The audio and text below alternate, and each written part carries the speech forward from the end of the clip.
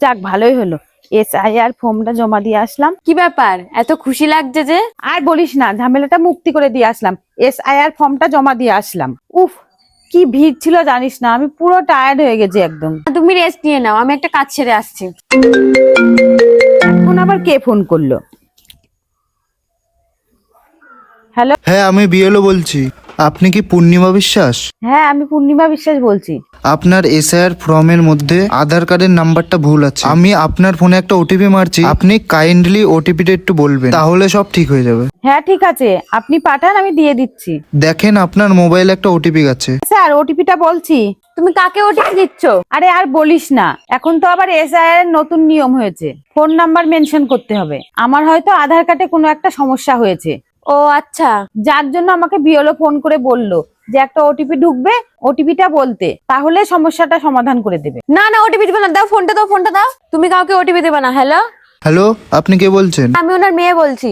আমাকে ওটিপিটা বলবেন। আপনি কি বিএলও? আপনার কি মনে হচ্ছে আমি বিএলও বলছি? ভালো কথা।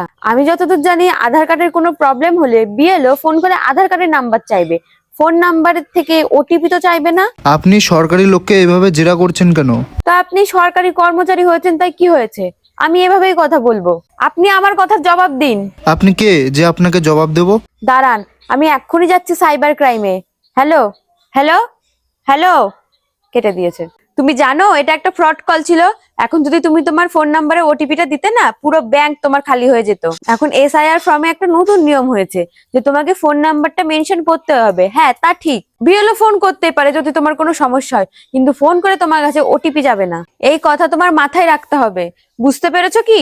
আর আমি আপনাদেরও বলতে চাই, SIR ফর্মের নতুন আপডেট যে ফোন নাম্বারটা মেনশন করতেই হবে। কিছু কিছু শয়তান লোক বসে আছে যে তোমার ফোন নাম্বার নিয়ে ফ্রড করতে পারে, এই জন্য ভিডিওটা দেখে এক্ষুনি সতর্ক হন। বিএলও আপনাকে ফোন করে বলতে পারে যে এখানে সমস্যা ওখানে সমস্যা, কিন্তু ফোন করে কখনো আপনার থেকে ওটিপি চাইবে না। আশা করি ভিডিওটা দেখে আপনারা সবটাই বুঝতে পেরেছেন এবং এই ভিডিওটা আপনাদের প্রিয় মানুষের কাছে পাঠিয়ে এক্ষুনি সতর্ক হন।